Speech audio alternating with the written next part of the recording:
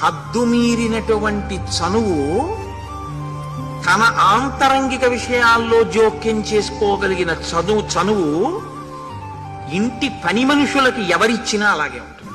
నాకేమి అందులో అభ్యంతరమేం లేదు. నేను ఈ మాట చెప్తున్నానంటే, మీ ఇంట పని చేసేటటువంటి వాళ్ళని మీ బిడ్డల్లా ప్రేమించండి. నేను కాదన్ను, నేను ప్రేమిస్తాను.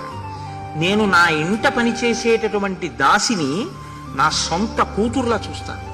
నేను ఎప్పుడైనా రుక్మిణీ కళ్యాణం చేయిస్తే నేను చేసే మొదటి పని ఏమిటంటే, నా ఇంట్లో పనిచేసేటటువంటి దాసికి మా ఆవిడితోటి ఆ రోజున ఇంట్లో అభ్యంగన స్నానం చేయించి బట్టలు కొని దానికి ఆ కొత్త బట్టలు కట్టించి సెలవిచ్చి, నేను ఉపన్యాసానికి వెళ్ళేటప్పుడు కారులో నా భార్య పక్కన కూర్చోపెట్టి తీసుకెళ్లి రుక్మిణీ కళ్యాణంలో కూర్చోబెట్టా. గోపాలకృష్ణ గారికి తెలుసు.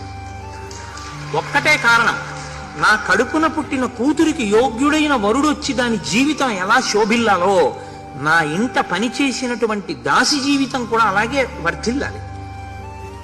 అంతవరకు ఉంచండి చాలు. తప్ప నువ్వు నా కూతురు లాంటి దానివన్న ప్రేమ కడుపులో ఉంటే చాలు. దానికి తెలియదు, ఇంకా ఆ పరిణతి లేదు.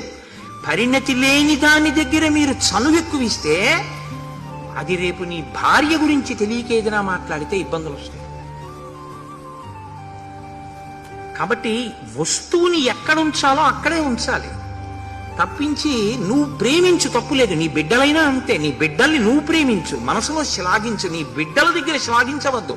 అది నేను ఒక దాసి గురించే మాట్లాడటం లేదు. బిడ్డలైనా, భార్య అయినా, భర్త అయినా, ఒక గురువు ఉన్నారు. గురువు గారి దగ్గర నువ్వు మాట్లాడద్దు. గురువు గారిని మాట్లాడి నువ్వు విను. ఎందుకంటే నువ్వు గురువు గారి దగ్గరికి వెడితే నువ్వు మాట్లాడడం ఏమిటి?